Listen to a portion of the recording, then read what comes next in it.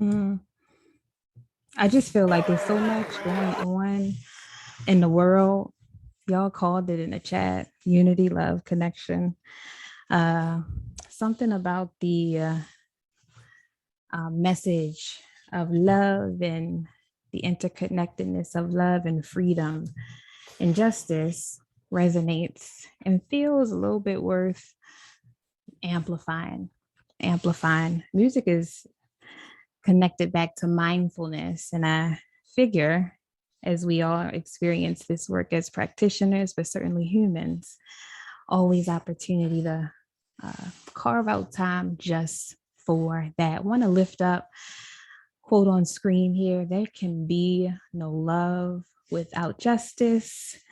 Accredited to rather, Bell Hooks came across a tweet earlier last week that connects back to this quote here. It was actually a quote by Bernice King, one of the daughters of Dr. Martin Luther King Jr., and she shared, kindness matters, but kindness does not equal justice. Unity matters, but calls for unity are often about maintaining an unjust status quo. Civility matters, but civility without justice equals false peace. We need true peace, which includes justice. Let's unite for that. And as you all well know, a big part of this body of work, a big part of the Winters Group's um, call to action for our industry and client partners has been to center justice. And so in the spirit of justice, want to just take a moment to pause, take a moment to remember, that in as much as I and we have experienced harm and the impact of colonialism, certainly I, as a Black woman, it is worth naming and calling attention to the fact that we benefit from it as individuals existing on stolen land. And so I am joining you all from the Baltimore area, land of the Piscataway and Susquehannock tribes. Want to just lift up the power in remembering the interconnectedness of colonialism, anti-Blackness, white supremacy, the reality that land was stolen, bodies were stolen, culture was stolen, an acknowledgement of the roots of DEIJ, which is grounded in the thought leadership of Black and Brown people, the activism of the Black trans community, recognizing that none of that, and certainly none of this work, is separate from the work that we do as DEI practitioners. A tenet of justice, what we consider truth telling, a tenet of justice, remembering what has been deliberately erased from our collective memory. And when we just think about the current context, resistance to the retelling of history, it brings top of mind how the very function of white supremacy, the very function of colonialism, the very function of oppression is that we forget about the harm, that we forget about the injustice, that we forget about our collective humanity.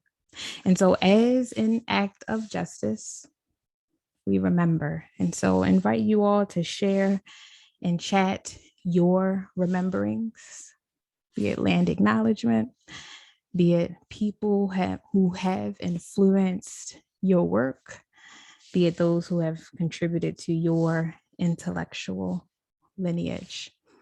Just a collective remembering.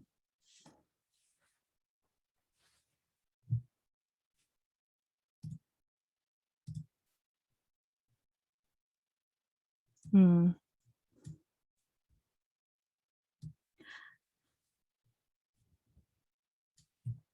Appreciate all of you who have shared in chat and engaged in this remembering.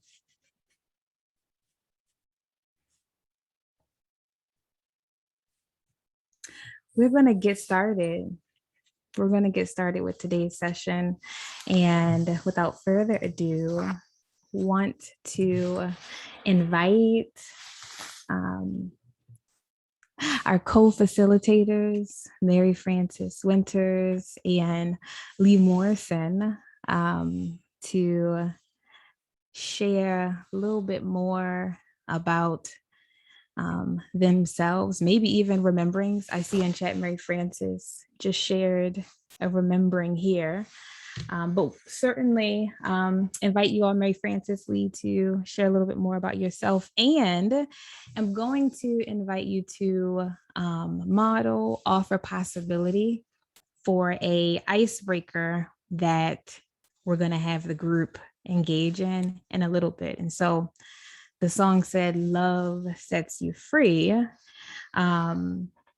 And I'm curious, when we think about freedom, when we think about what freedom means to us, what it feels like, what it looks like, what comes to mind for you. And so if you could, it's part of your introduction, model for group, offer possibility for group by sharing a little bit more about freedom and what resonates with you.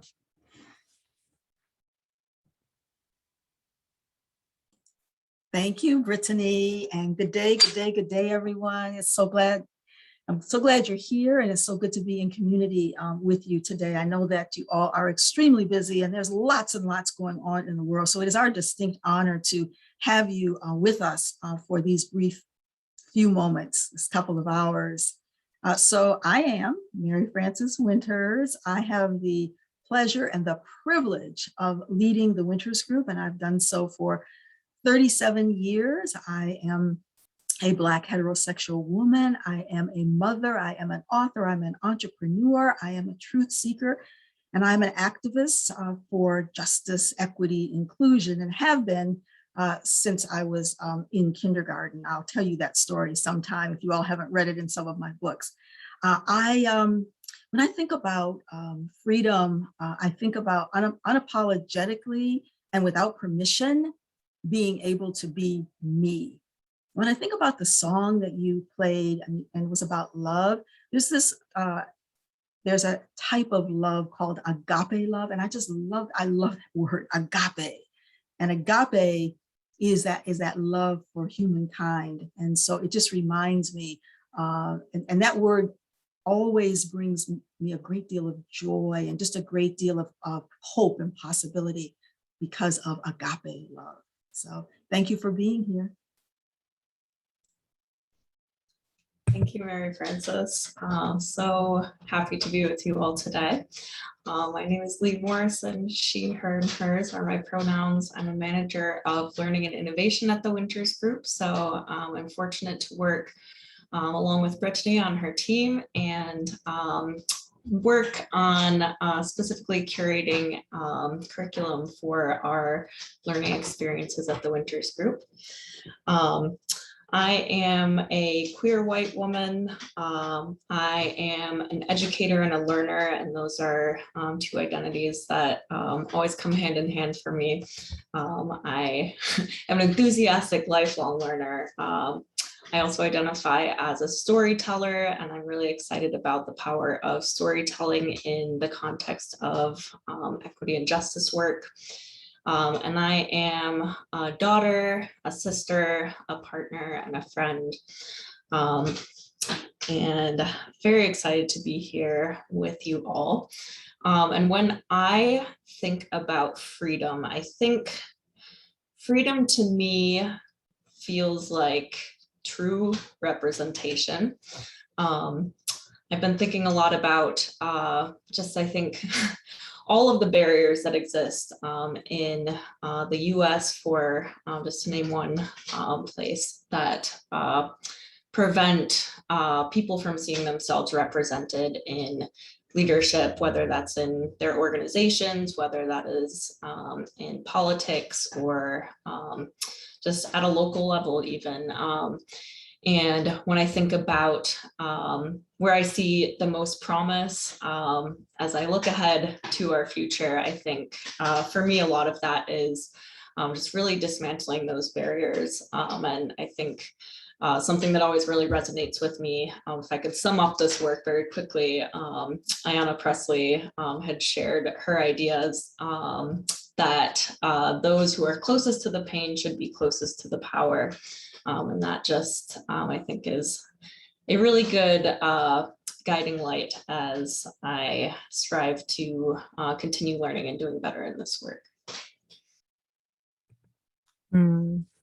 Both your responses resonate with me. And Mary Frances, thank you for bringing in the language of agape love and hope, right? Hope, which can feel so distant, I think, in I guess times as these, and particularly those who are close to the work of DEI or another form of change making. And certainly, Lee, it's funny, in one of our meetings this week, that quote came up, Ayanna Pressley's quote came up. And so affirming and confirming to hear you share that as a guiding light. Folks, we are going to be asking you to reflect on the same question in just a bit. What does freedom look like, feel like? What does it mean to you? For those who are new to this space, just real quick, our Reimagine Action Labs are an opportunity for us to, one, just think more critically about all that is going on in our world today. And then two, as practitioners, leverage our learning and lived experiences to reimagine different. And so we're going to be picking up on a conversation that we had in part 3 around reimagining shared risk and collective power. Before we place you all in community groups, because as you all well know, one component of this experience is to facilitate community. We see connection and more specifically, genuine, authentic community building as tactic in realizing and reimagining justice and liberation, like in the spaces that we occupy. And so community building is a big part of today. In order for us to do that, we got to have some commitments, common language, a shared understanding of how we want to be in community with each other, which is what I will offer here. Might look familiar as we have been lifting these up throughout the series. And so today we commit to strive towards justice.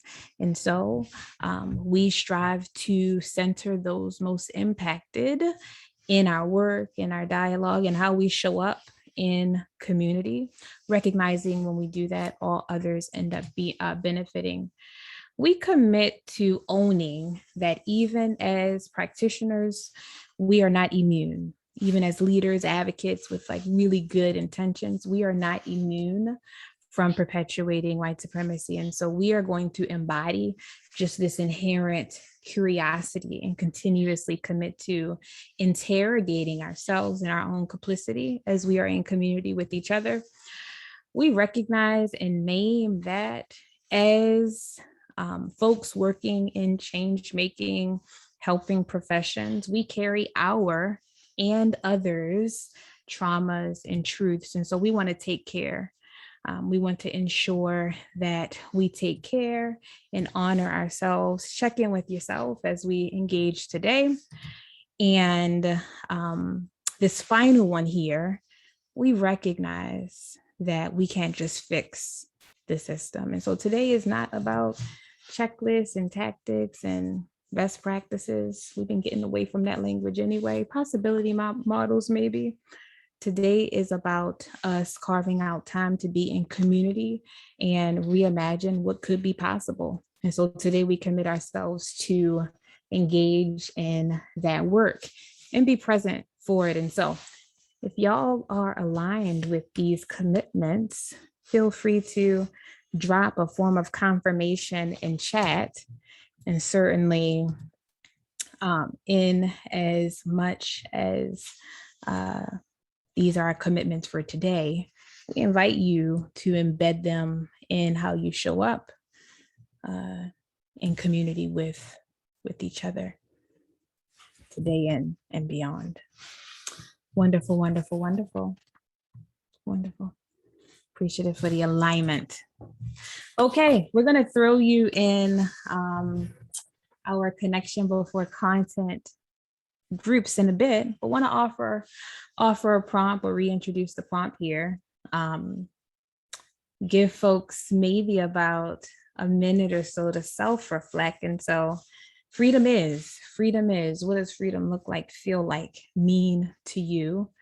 Maybe just take a minute to write, scribe what comes to mind, because we're going to place you in group triads, random, and offer you the opportunity to, one, just introduce yourself. Name is fine.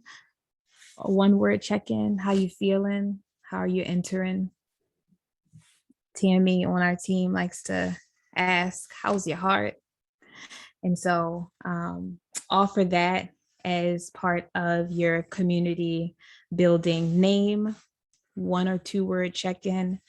And then what does freedom look like? What does freedom feel like? What does it mean to you? I don't know the last time I was asked that question. I feel like it matters. I feel like it matters. And so maybe take a minute to reflect, and then you'll be invited to join a breakout room.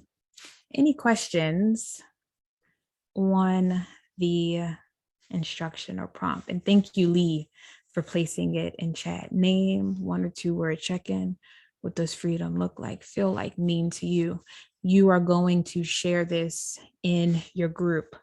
Because time is finite, we're going to give each, and we're going to ask each individual in group to commit to like 90 seconds. I always say, I was so close to saying 90 minutes, 90 seconds. Because we'll come back in about 2, 4, 5 minutes.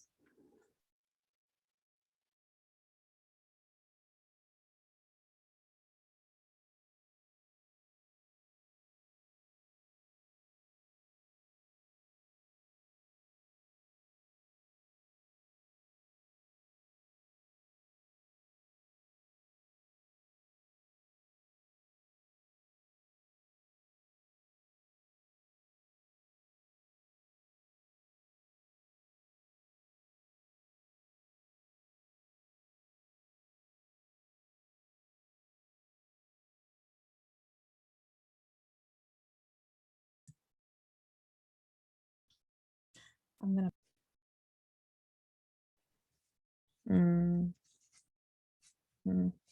I just wanted to share that we're recording. For folks who have joined us before, you know that we only use the recording for folks who registered and couldn't make it. And so just wanted to offer that disclaimer out there. If you heard the machine say that we're recording, that's the sole use of it. All right.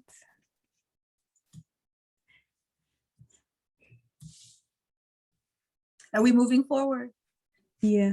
Oh, okay. I didn't know if we were gonna we're not gonna do any debrief. Okay. Oh, you know what, Mary Frances? Yes, we can. We absolutely can. Because I could tell by faces that folks are like, oh, their freedom words are probably really good. Yeah, I want to hear I can just tell by the faces. They're like, right. They were talking freedom. Yeah, right. What you mean? We moving on already? Yeah. No, you're right. Let's sit in this. Let's hold space for these freedom. Yeah. Oh, right. so I'm not. Oh, you have me on spotlight. Oh, okay. All right. I'm ready. So what do you all talk about? What is freedom? I want to hear. What does freedom look like, sound like, feel like, be like to you? Well, hello, everyone. My name is Zarina Fry. And I was just talking about how freedom just feels like not having to edit yourself. Oh, yeah. Yeah. Yeah, I love that.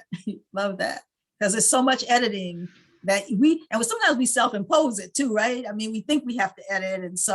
And what anxiety that causes, right? What fatigue that creates. Absolutely. Yeah, thank you for that. May I, Miriam Francis? Absolutely. Well, I actually want to segue right off what you said. I think for me, freedom is freedom of mind, heart, body, and soul. And also understanding that racial fatigue and racial trauma are not, that there are bigger things at work that have created that for us, and to stop internalizing it. Yes. and impressing ourselves with it. Once you realize that, that's total freedom. Yes, absolutely. And it's hard to do though, isn't it, Alfred? Exactly. Very hard really to do. hard And we to all do. slip. We all go forward, step back. Mhm. Yeah, got to be intentional. And I hope our hope is that sessions like this will remind us. Yes, May I jump in? of course. Okay. So for me, I say freedom is about, believe it or not, being connected to people, to the earth, to the history, to all of those things, and being bold enough to live in the knowledge of that connection. Ooh. Oh, can I use that sometime? Yes, you can use that. Yeah, I think I'll give attribution. okay, and I just think we missed that. So, the freedom is saying, yeah, I know that wasn't good or that was good, and being able to process that, to live in that, and then to do something better with it, once you know about that. Oh yeah. Wow. That is freeing, isn't it? That truly, I can like actually like feel that. I really can. Thank you. Thank you so much. Do we have time for a couple more, Brittany? We do. And I see folks have responded in chat too. Oh, in chat too. Okay. Well, where's my chat? What happened to my chat? Freedom It's as a gone. connection. That There it is is. a word. Mhm. Freedom is guiltless rest. Oh, ooh. Truth telling our truth respectfully. It feels light, like a burden has been lifted. Yeah. All right. Anybody else? Yeah, that's really, really powerful. And you think about what makes us feel free. And today there's just so much going on in the world where, yeah, it may feel like it's elusive. It may feel like we're constrained, that the freedom is not there, but it can happen because we make it happen. We choose it. I think we can choose it. Yeah. Yeah. Freedom, but not at anyone's that's expense. good. Oh, that's good. Yeah. Yeah. Peace, feeling safe, being who we are in any space. Yeah. Yeah, absolutely. I was with a group yesterday, some senior leaders at a major health center, and these are like senior VPs and the CEO. And wow, there was a lot of not feeling safe to be free in that environment. And so many of us spend inordinate amounts of time in our workspaces where we don't feel that we can be free, be ourselves. And then we take that with us when we leave, and it becomes sometimes internalized. Yeah. Freedom is reprieve. Freedom is thriving. All right. Thank you all for that. Freedom. Yeah.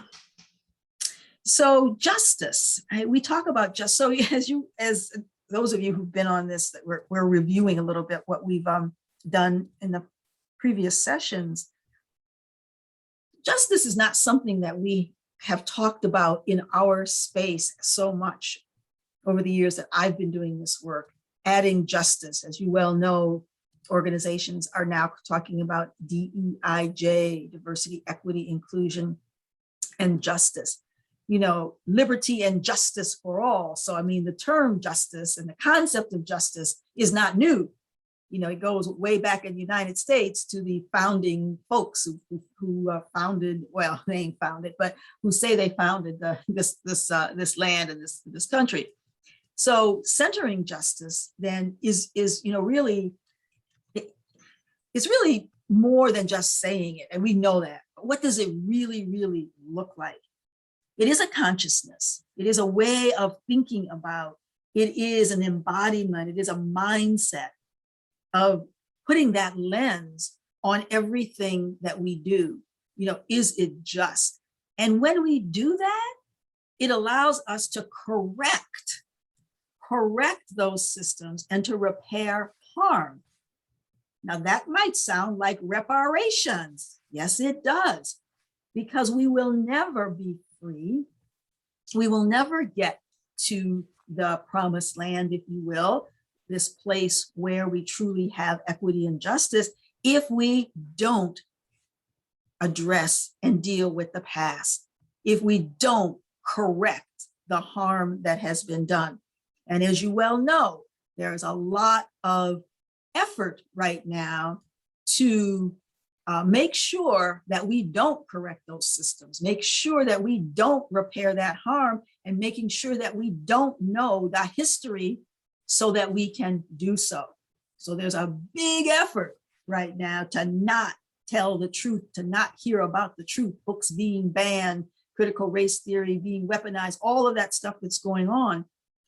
And if we are going to make that progress, we have to concentrate on the reparations, the repairing of the harm, and then implementing those systems and practices that do produce equity and shift power. This is such a huge effort, undertaking that we have been at for centuries, that we haven't found a way to do. The group that I was with yesterday has come up with an anti-racism roadmap, and they have come up with 11 strategies in their organization to dismantle racism. And I was called in because the DEI folks said, these leaders don't have a clue as to how to do that. So you see, in correcting those systems, they're using the same people who created those systems rather than having the people who are impacted by those systems help them to make those decisions about what you do. It was a very powerful session. However, in 3 hours, you're not going to change those mindsets. You're not going to get to that place, that consciousness. And so, folks, we have a lot to do, and there's a lot of risk involved. In the same session, these leaders said that they know that people are afraid to speak up. They're afraid to take the risk. They see the harm being done. They shared some very specific examples of harm being done in sessions, in meetings where nobody says anything and you just move on. So this is so centering justice is really difficult. And that's why the Winters Group, we offer this opportunity for us to be in community and to share and to better understand what that really means. But this is really what this is all about. And the forces are mighty who would not want us to succeed in that. Centering justice requires us to ask, what is the historical context and impact surrounding this polity, practice, and situation? Again, there are those who would not want us to know that true historical context. And we're learning that so many don't know it, never learned it, and we're trying to share it and teach it in usually small bits of time, which is just not enough. Asking the question, who benefits most from this current state? Who is harmed or excluded? How can we shift or redistribute power to those at the margin? Let me give you an example of that. And Marisha Reese, our Chief Operating Officer, wrote about this in our series, By Whose Standards, in our inclusion solution. So, the Winters Group, we're in business to support organizations, and we get requests for proposal to submit our approach to whatever the issue that the client is bringing. And then the procurement people get involved, and they let us know that what their payment terms are. We just got something recently from a client who said their payment terms are 120 days. So if you're a small Black-owned business, you're a small woman-owned business, or whatever, you're a small business, you're not going to be able to sometimes wait for 120 days. And oh, by the way, you probably can't get a line of credit from the bank either if you're a Black-owned business. So who benefits from that policy? Well, of course, the company does, because it extends their cash flow. They keep their cash a whole lot longer. So who is harmed? Of course, who is harmed? We are. And for some small businesses, it might just mean I can't do that business because I can't wait for 120 days. So we're asking our clients to examine and interrogate not just the HR systems that are in place, because that's where most people go, but what other systems are in place that harm, such as something like the procurement? And then how do we shift or redistribute power? The session I was in yesterday with the top leaders from this hospital system, every person in that room was white except for the DEI office. Let me see, 1, 2, 3, 4. Yeah, the 4 people who were of color were all of the DEI, all from the DEI office, and with very little power to actually redistribute, to actually impact that. Well, they can impact it. They call this group together, right? But the final decision is going to be these leaders who are who don't have the context, and they admit it. They admitted that they did not have the historical context. They admitted that they didn't understand the interlocking systems. So this is our task. This is what we're about. Brittany, I'm going to go ahead and turn it over to you.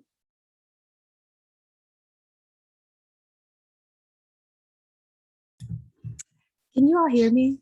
Yes. Okay. Yeah, I had 2 mutes going on over here and got confused. Appreciate your insights there, Mary Frances. And before I go on, I just wanted to check in, Lee, anything that comes up for you as we think about, or as you reflect on centering justice and how this is practically shown up in your world as you support clients. And I even invite folks in chat to share, especially for those who have been, rocking with us for the last couple series, how parts of this series, how has this framework supported you in your work? And so just want to extend that invitation to you, Lee, and then certainly to group as you process these questions here. Thanks, Brittany. So yeah, I think from the curriculum design and learning perspective, what we're starting to run into a lot is that, D&I, DEIJ training is treated the same way that any other type of professional development training might be, in that it's oftentimes, we're just going to send all of our employees through the same learning. And what we are then hearing from people in our sessions who are perhaps most impacted or harmed by systems of injustice is, I already know this from my lived experiences, and I don't need to sit through this session. I don't need to perhaps educate my white colleagues about my lived experiences for the benefit of their aha moments. And so something that I really have been kind of struggling with in terms of attention is, to what extent should we be talking with our clients about contracting different learning for different groups, recognizing that this is a very different topic from many other professional development topics that folks may be asked to attend, and it's very personal in a different way, and recognizing that fatigue. Also, just to give another example, we had a client who had funding, had a room, had computers for all of their senior leaders to go through this training. And they had also contracted some learning for some of their Black and Brown employees who were kind of more um, on the production floor. And so it was great to see that they had actually included that group. And yet when we started kind of talking with them, we ran into, oh, you know, they may not have a quiet space, or they may not have a computer. And so we actually ended up having to cancel that session. And so I think about, you know, what are the resources that we're putting towards these learning sessions that we're offering, so that everyone, and particularly those most impacted,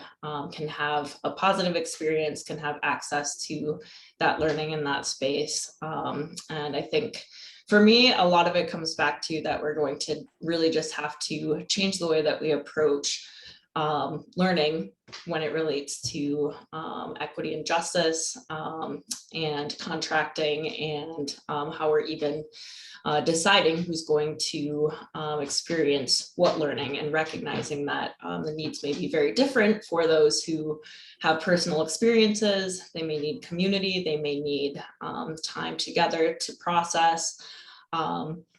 And for those who may not have lived experiences, and these topics are very new to them, different learning may be very appropriate. So thank you. I appreciate that. I appreciate that, Lee, and want to honor Don's question in chat, in that centering justice, in as much as it is a call for structural change, it is absolutely, as Mary Frances has lifted up, policy by policy, practice by practice, incremental.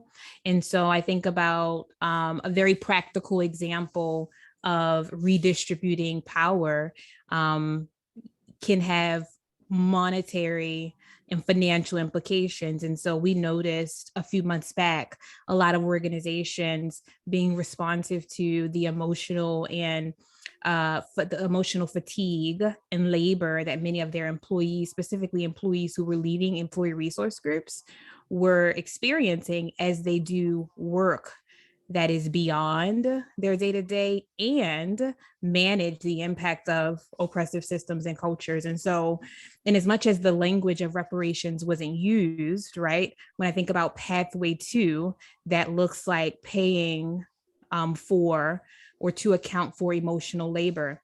Now, a question around what is the historical context or what has happened before may sound like, what about those leaders who have been engaged well before we've come into this consciousness as an institution?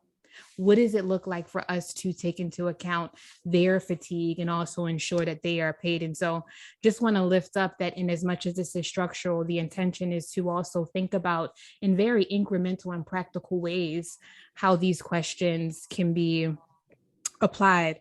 We have another client who is rethinking who human resource business partners are accountable to. And so a lot of times the assumption is that human resources are accountable to leaders. Okay, well, how do we create accountability mechanisms that ensure HRBPs are accountable to the employees who are most impacted?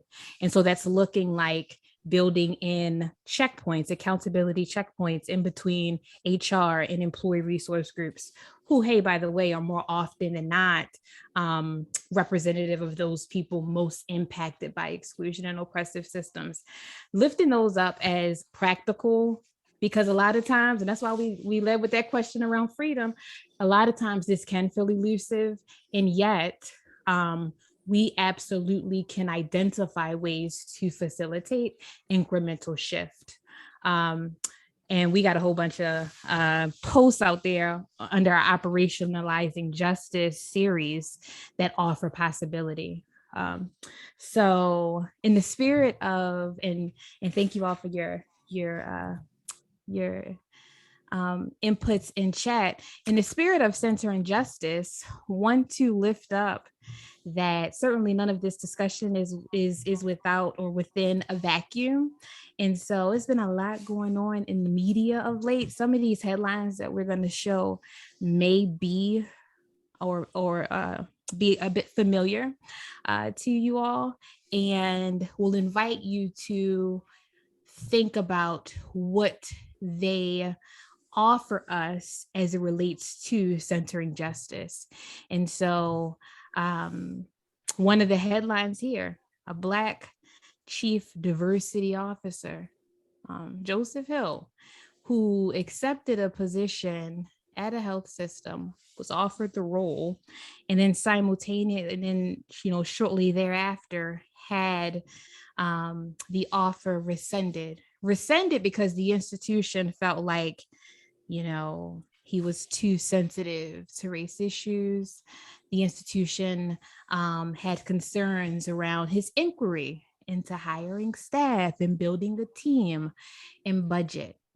And so when I think about centering justice, it makes me wonder, I ain't got answers, but wonder what it means to hold institutions accountable, specifically institutions who espouse equity and inclusion. You created a role, but enact in their policies, practices, and behaviors something different in how collective power as an industry could influence that. That's just one headline.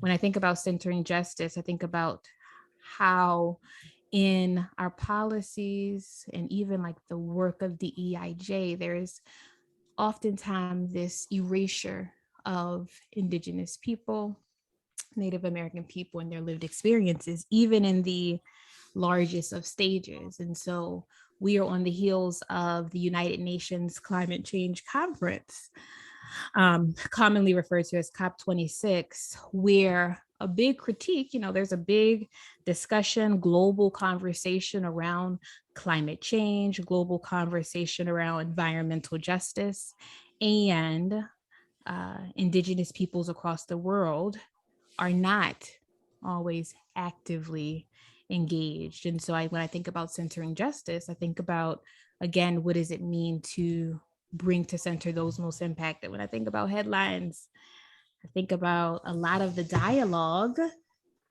that we experienced and around Dave Chappelle's, special. Netflix employees walked out challenging the transphobic content. And so I think about, wonder what it means, or in the context of centering justice, how we can more intentionally honor employee resistance and disruption as part of the process, and how we can hold ourselves accountable to applying an intersectional approach to how we understand harm, to how we understand lived experiences, to how we understand our roles and where we have power and privilege that may end up not being a blind spot, limited perspective, an area of limited perspective. Perhaps y'all saw the headline of Ifeoma Ozoma, who created a site to provide resources to whistleblowers in tech. It makes me think about the role of collective power in system and in centering justice, and how even the language of whistleblower, which is very much so disrupting status quo, has been stigmatized in the organizational context. And I'm just curious about the implications for us, our role as DEI practitioners who could perhaps be leaning into that collective power a bit more. And in this final one here, y'all probably saw the study that pretty much called organizations to account who pledged and expressed support, PR statements, but were not funneling those funds to Black-led grassroots organizers. And so it brings up, again, a question just of accountability, this whole question of performativism and complicity. These are just a few headlines that come to mind for us. I'm curious though, right, Francis, Lee, any reactions, any headlines? This is a non-exhaustive list, but any other headlines or social context come up for you? Yeah, so I think about the political context Mm. as well. I think about, the culture wars that are going on now. I think about and how this influences our work. And so we need to be vigilant in understanding what's happening at the political level. And I know we are, but I'm just saying even more so today than ever before, that rhetoric obviously is coming into the workplaces as well. And the people who would want to ban the reading of Toni Morrison's books in schools, and the people who are opposed to critical race theory, even though they don't know what it is. We see this in the headlines all the time. Those same people are in the organizations in which we work. They may be silent in those organizations, but they are there. The Arbery and Rittenhouse, trials, and I know some of our clients are preparing, who are in Wisconsin, are preparing for what might happen and how that might impact the workplace. And so people have very strong, polarizing, views on these issues that are happening, on a daily basis, that obviously have racial undertones or even overtones. It is about race. And so we as practitioners obviously need to be knowledgeable about those things that are happening that perhaps seem to be outside of the workplace realm, as some of these are, but also dramatically impact our ability to effectively do our work. Yeah, absolutely. And I would just kind of double click on, Mary Frances touched on the critical race theory. That one looms very large for me on a day-to-day basis in terms of just learning about the ways that folks who are, under the guise of preventing divisiveness are advancing white supremacy by preventing young people from learning real history. And I think about how when I got into this work, part of my thinking was, it's one of the only places that this type of education is happening right now, unfortunately, is in workplace trainings. And I hope that one day that might be different. And actually, I wasn't satisfied with the history that I learned in K-12 and even in college settings. And so hopefully, one day we can change that. And I think we're actually seeing pushback the other way, where organizations are actually mobilizing white parents to show up to school board meetings in protest of so-called critical race theory. And I find that very disturbing. It also inspires me, I think, to work ahead in terms of, now we have a chance to educate those parents in our sessions. And it feels sometimes like a race against time. It feels very urgent to me. And then I think something that does make me feel more hopeful is just seeing more headlines about the Great Resignation and workers feeling empowered to, walk out or seek a different job if they feel like they're not being treated well, or they're not being paid equitably, and just demanding something better. So I see a lot of momentum there that actually does give me hope. That's good. I think about if there was ever a time for folks to get real familiar with their local school board, this would be it. This would be the time, especially, parent, caregiver or not, especially for those who are advocates of like this work in truth telling. We want to give y'all some space and time. Thank you, Mary Frances and Lee, to process this again in community. That is part of the experience. And so what are you tracking? What are you wondering? What are you seeing as themes? How are you processing what we're experiencing on a broader, certainly local, national, but even global scale? And so in your breakout, and certainly don't feel too wedded to these questions specifically.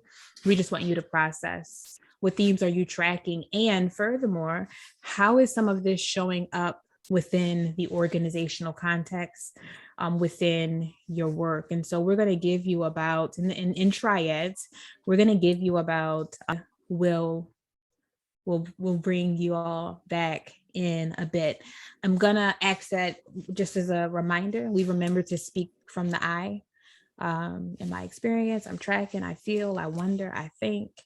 Just a reminder to, share the space, be mindful of the power and privilege you are even bringing to your triad community, in that sense. And we will, prepare to theme and hear from you all in about, let's just do 12 minutes. That's the middle ground. We'll hear back from you all in about 12 minutes.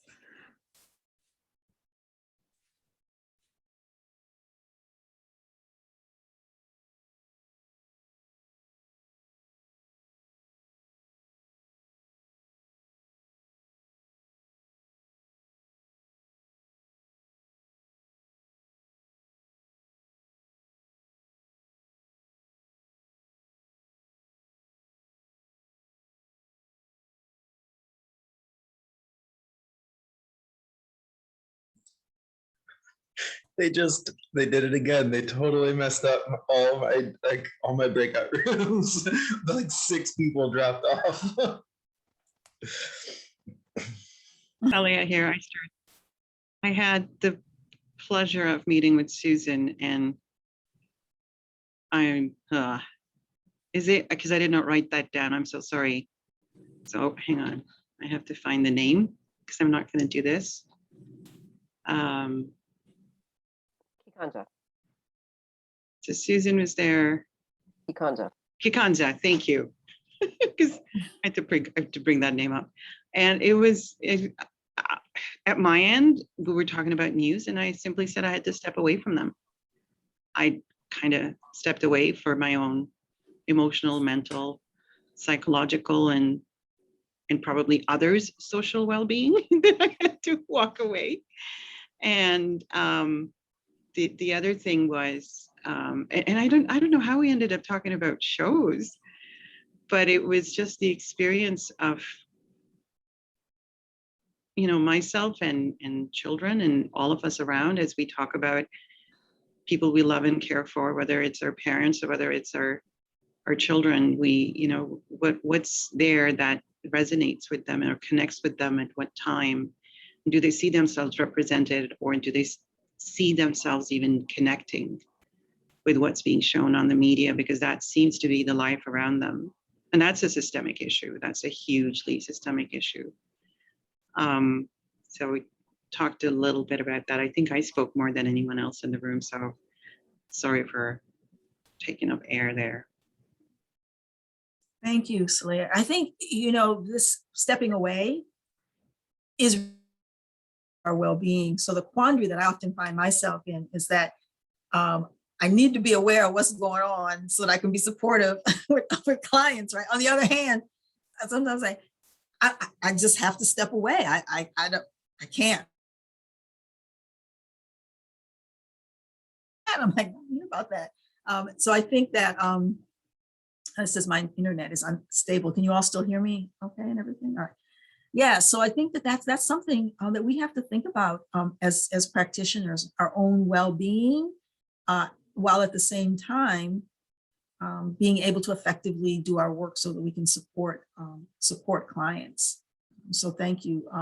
And then what are we exposed to? What is the truth? What, our children, right? What are we exposing our children to, as you lifted that up? So yeah, so there's a lot there. So thank you for that. Others?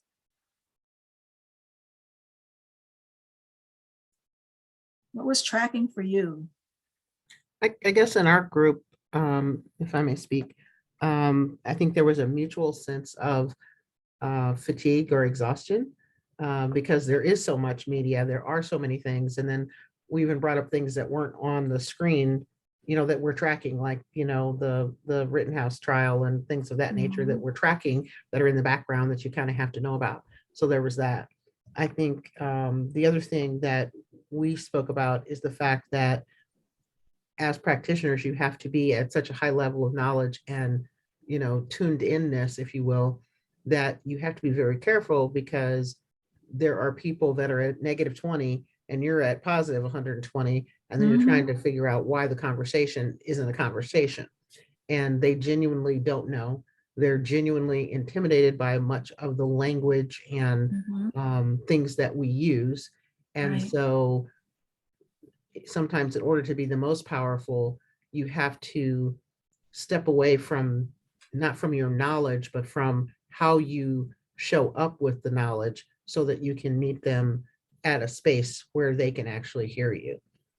And that's also very exhausting, because you know what you want to say and you can say it in 5 words, but you now have to say it in 305 words, because you have to, make it so they can understand it. Yeah, Cheryl, thank you so much for that. We talk at the Winners Group all the time about readiness and how we, meet people where they are, but don't leave them where they are. And what does that really mean? When organizations say, hey, we want you to go deep, we want to talk about anti-racism, and when you start talking about it, and they say, is that what it was? No, we didn't really want that. One of the ways that, for example, when the term white supremacy culture comes up, is so triggering for people. One of the things that I say to leaders is, look, you may be at different places about this, but you're going to hear it. You're going to hear it out there, and you're going to hear it, inside the organization. And as leaders, you need to have what we think is a perspective and a truth about it that you're perhaps not going to hear elsewhere. So how you plan to then use this, at least now you have another way to frame it, another way to talk about it that may not be, what you're hearing. And as leaders, you need to have that. And so that's one of the ways that we've been, so it's like, okay, listen, because you need to be informed. That works sometimes. It doesn't always work. But like I said earlier, this in my 37 years of doing this work, this is the first time that I have had to deal so much with the external and the internal, and bringing those together. You can't escape. Years ago, getting really old, but years ago, I used to say, leave all that stuff outside. Just come. We're just going to deal with what's going on here. In the workplace, we're talking about representation, and we're talking about mentoring, and we're talking about all of those programmatic things that DEI, employee resource groups, and sort of like being oblivious, because stuff has been going on. But no longer can we ignore what's going on. May I say something, Mary Frances? Yes, absolutely. Yeah, and I was trying not to say something again, because others want me. I already spoke, but you just inspired me. Reminded me that this morning I woke up for a podcast interview. I didn't know what I was going to talk about the night before, and what came to me was the need for systems. That I really need to step back, assess how I'm doing my work. And with this 24/7 situation, how do I, what ripple effect can I put into place, given the different social media means and other ways I've had of doing my work? The other is I'm hearing a lot about reframing things as us all belonging to an ecosystem, that we're all interrelated and interdependent, and we all have intersectionalities, that we're more than just who people see us as showing up. And to work around that, to get some kind of a space where there can be curiosity before there's judgment or assessment. Yeah, absolutely. Yeah, we absolutely believe in curiosity before judgment. And the ecosystem, I think, resonates. We're all swimming in the same water, whether we like to think so or not. And that water is toxic. And recognizing, so one of the things that happened yesterday with this leadership group that I was talking about was the recognition that white supremacy culture is bad for everybody, not just folks of color, not just historically marginalized groups. And it was interesting because we had them, did I talk about this already? Okay, I'm sorry. We had them read an inclusion solution. That's our blog that we do every week, by Travis Jones, who is one of our principal strategists and a white male. And he talked about, what was the name of the post, Brittany or somebody? Dying of whiteness. Yeah, dying. Something, yeah. Yes, it was around the Whiteness line. and working ourselves to death. Yes, Yeah, whiteness, whiteness and working ourselves to death. And so the post talks about, how white men in particular are, and particularly working class white men have been conditioned to, it's all about work. It's all about, work that excess, of being, I'm tough. I can work. I can do it. I can keep going is bad for health. It's bad for a lot of things. So I asked, and we had them that as a pre-read, and we also had as pre-work a video on privilege and how privilege is not binary. And so I asked, well, why do you think we had you read those two, particular pieces? And one of the people in the session said, I have no idea. She said the one on whiteness, working myself, she said, I couldn't make a connection. So I said to the group, what do you think the connection is? And somebody said, the white supremacy culture, this is bad for everybody. And it was like, drop the mic, right? And so to be able to, that's the ecosystem thing, Albert. So thank you for that. But the ability to have everybody see themselves in it, right? And so oftentimes I talk about the common ground, right? What is the common ground? Getting to that common ground first before we can then talk about how it impacts, groups differently. And so even though we're all in it, obviously white people are in it in a very, very different way, still harmful, but still with privilege because of their race. And so the ability to be able to see, oh, I'm in this too, and it's bad for me too, right? So thank you for that. Others?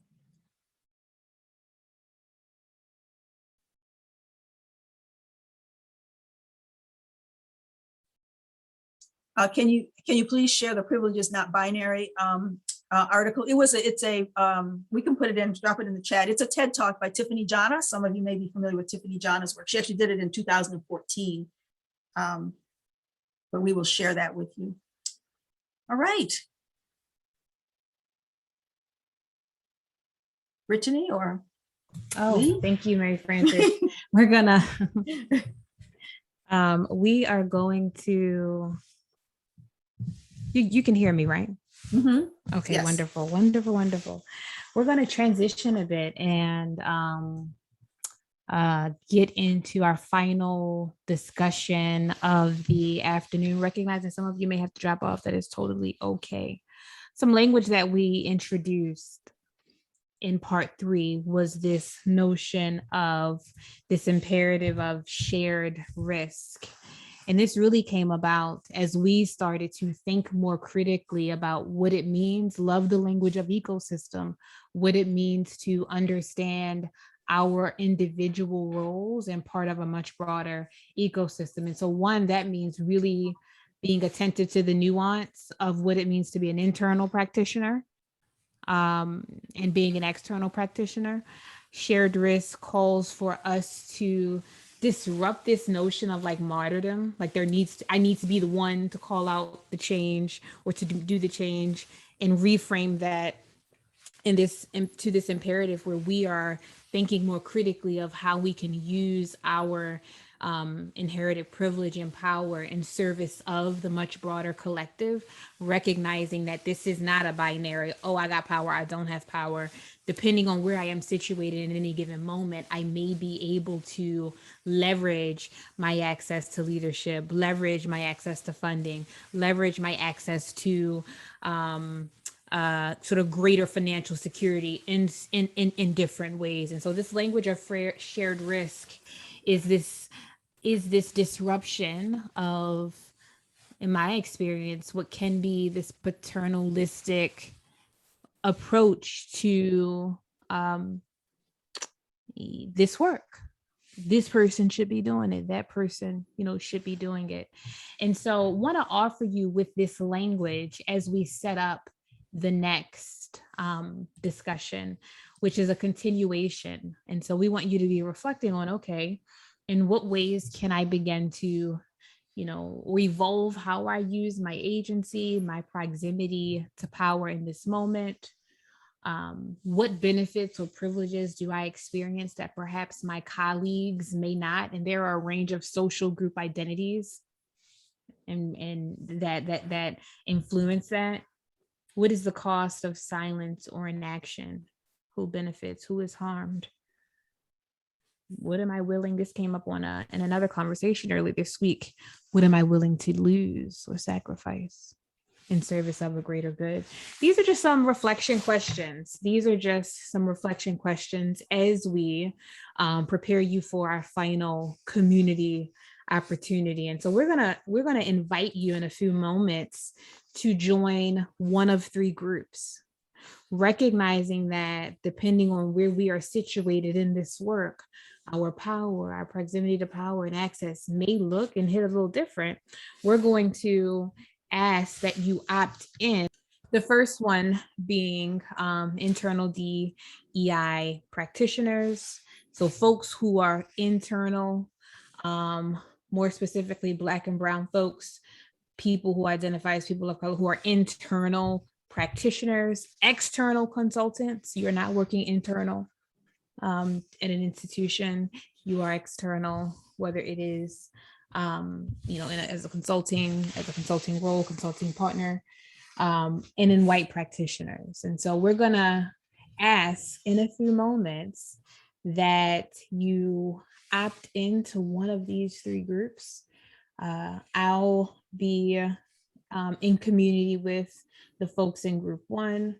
Mary Frances will be in community with the folks in group 2. Lee will be in community with the folks in group 3. And I'm gonna ask you to just consider some of the questions we have on screen here. This got cut off last time, so we're gonna revisit it. Just gonna ask to process, this discussion around risk. And so what does shared risk look like in our work? If you could reimagine, activate shared risk, what would that look like based on where you are in this ecosystem? What would it look like to reimagine collective power? I've been thinking about the fine line between, and we could talk about this in group 1, actually everyone could, the fine line between like pragmatism and complicity. I don't have any answers, but I've just been thinking about the line between what is practical and what is deemed complicit. I've been wrestling with that. I've been thinking more about how we can work in partnership more with each other as internal and external change agents. And so process whatever comes up for you in community with Mary Frances, in community with Lee, and then we will come back to wrap up. We're only going to give about unfortunately 10 minutes for this, and we'll wrap up at the close with any themes or remarks that are top of mind for the group.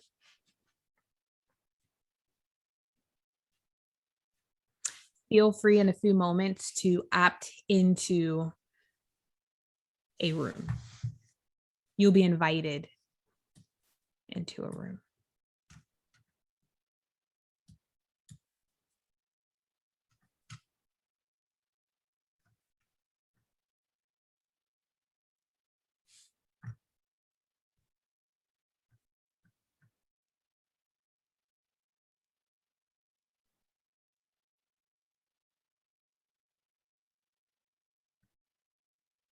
How do you got to click join. Okay, by the way, in order for you to, because I was trying to figure out how do I do it? And so if you're looking at your screen, there should be a prompt to join a room. And so it'll say room 1, room 2, room 3, and you will click join in order to join the room you are part of. Is that coming up for you all? No, I can pull up the list of It rooms. says breakout rooms in the bottom there. If we click that, will it give us a clicked on choice? that. Yeah, click on You that. see all the rooms, but it doesn't really, I clicked on my Does it room say, and do you I see couldn't get join in. to the far right of that? So if you click breakouts, No, do you I see a button that Yeah. says, it says See it room now. 1 and then over and then click join? Do you see that, Celia? I don't see it. This is Mary. I don't know what. Oh, Mary. So I click breakout rooms and I see room 1, 2, and 3, and then join to the right of the room. Yep. Right. And It's so on the don't same click line as one the of word those. go. The same line. Mhm. Correct. You have to roll your cursor over the number of people already in the room. Yeah. Yep. Right, Perfect. so where it says internal DI practitioners, that's the room number 1, right? Mhm. I'm imagining that. Yeah, is my screen still showing with the designations? Yes, it is, Brittany. Okay, cool. But once I click join, it's gonna be gone. So join room 1.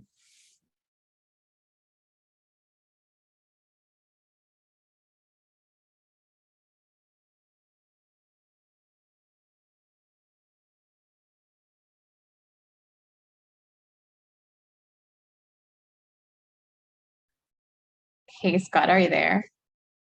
I am sorry, I didn't give you all an opportunity to opt out of the earlier ones. Oh, no, it's okay. Oh, okay, cool. Because I was like, I'm not seeing anything to join. Okay, so we just wait here. Okay, cool. Thank you. Yeah, I mean, you're welcome to join if you want to go to one. I'm okay. When after the first, as soon as they announced the first 2 breakouts, both times like 6 or 7 people dropped off. I was actually the first one that you put us in. I was in a room with someone else from Samoa. Like she lives in Seattle, but her family is from Samoa. And I was like, oh my gosh, that's so cool. That's wild. Yeah, I know.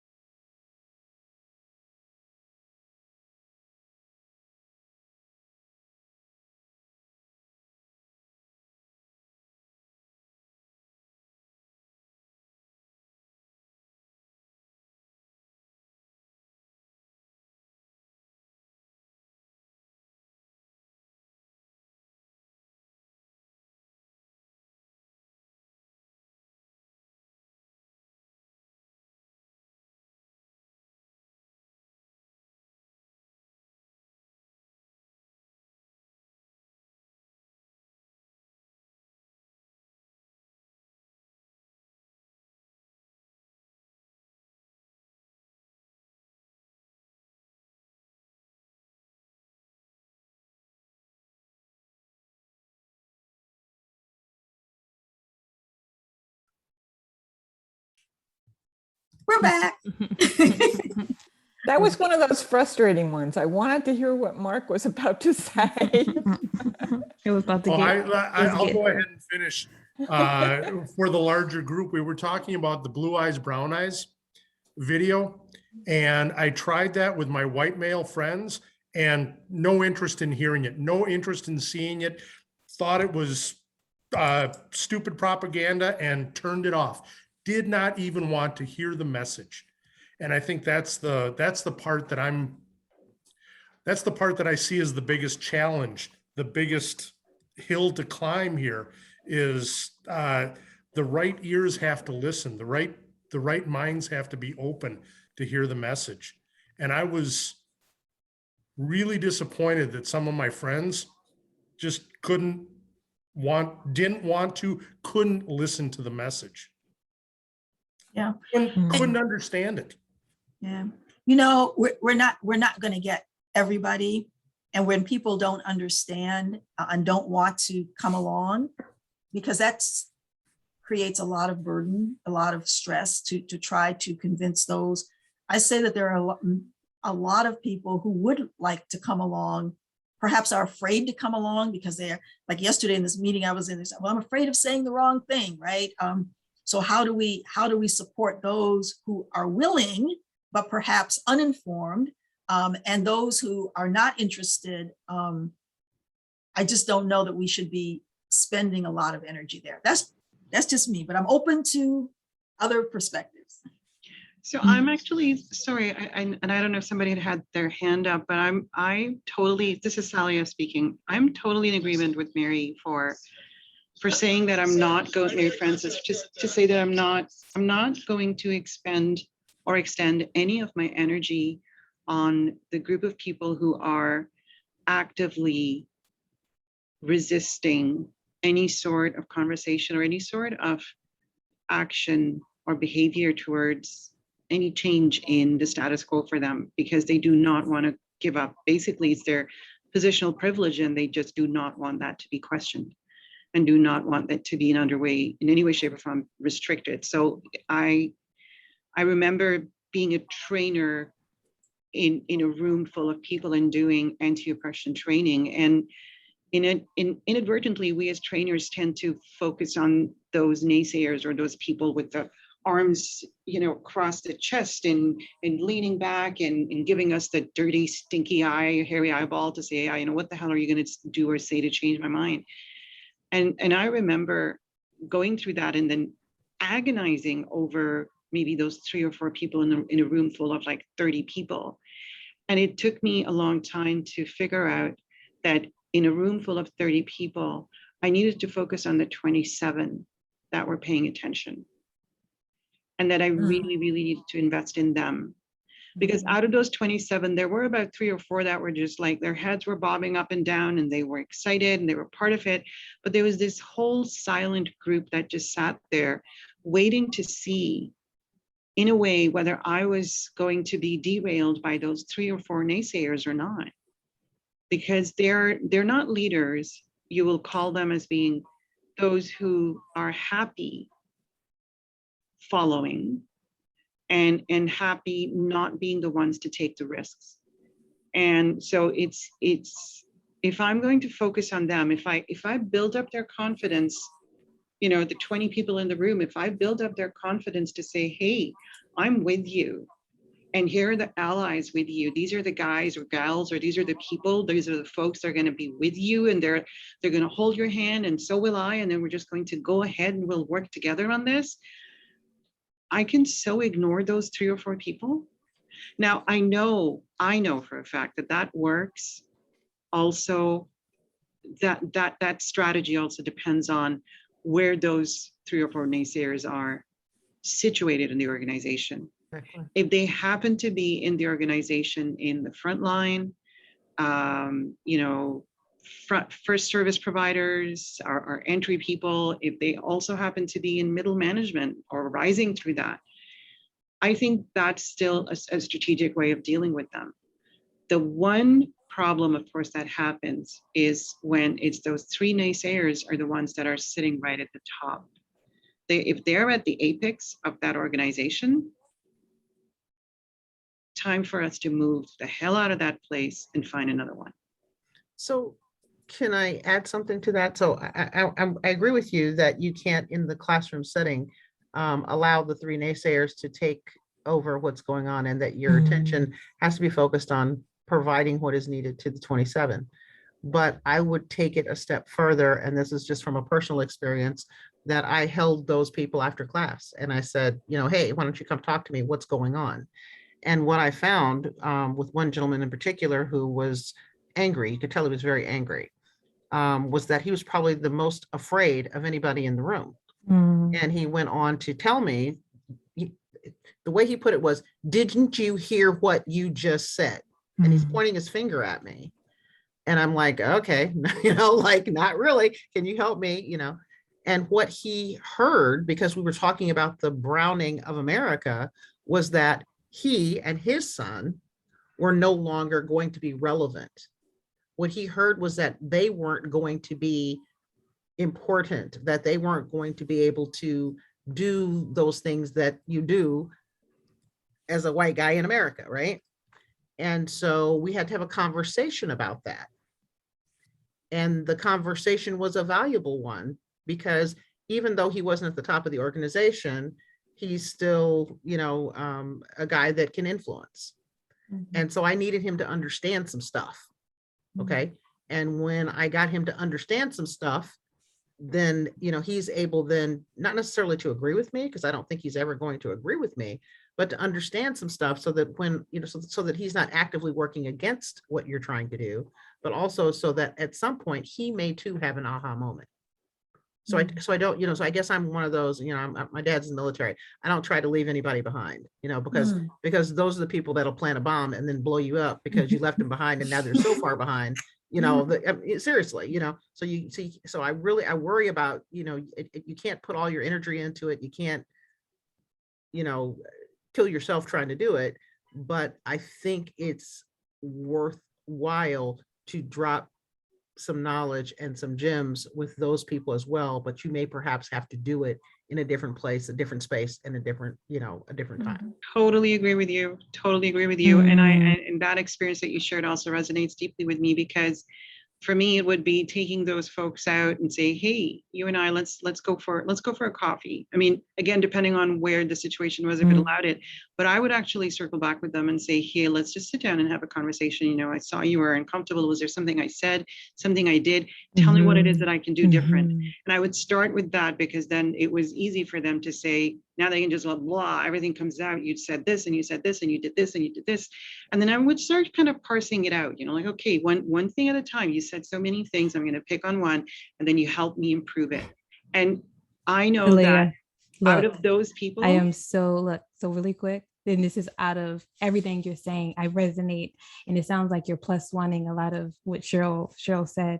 And I just want to lovingly respect everyone's time. I love it. I love everything that was shared here. And for those who may need to drop off, I want this to be your invitation to, as we are absolutely 2 minutes over. And so for those who need to drop off, absolutely invite you to. Saleha, I'm curious if there is just a wrap up, recognizing that I cut you off. No, that's fine. The only wrap up for me was that it's those people also become your strongest allies once you win them over. Cheryl, thank you for pushing us. To consider how we might use what we know, how we might use our power and skills and capacity to bridge, even when it's difficult. I just feel like, as I heard you share that example, certainly resonated and challenged me. So I'm deeply appreciative. Y'all, we are at 3 minutes over. We kicked off with a check-in, how you were entering. Absolutely invite you to share in chat how you are leaving this space. This is the end of our series, but you can absolutely continue to stay in touch with the Winters Group by way of the Inclusion Solution. If you have not already, please subscribe. Certainly following us on all the social medias as we continue to develop resources to reimagine, right? Reimagine and act how we can, where we can in this work. All right. It's been wonderful. Thank you all. And we'll connect. We'll reconnect soon. Thank you.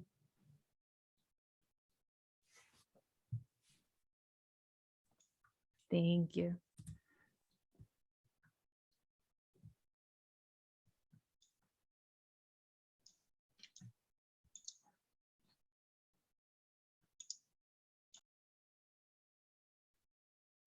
All right. Thank you, Scott, for managing Ted. Thank you, Lee. Thank you, Mary Frances. We'll see y'all Thank you. later. Well, It Lee, I'll was- see you in a few more minutes. Well, Yes. an hour. It was really good. Thank you all. All for, righty. Another great session. I think people really get a lot from these sessions. So be thinking about what we can do in the new year around. And, you know, something similar, you know, really much something very similar, but, you know, our cadence for it, because I think people get a lot from it. All right. Talk to y'all later. All right. Bye-bye. Bye.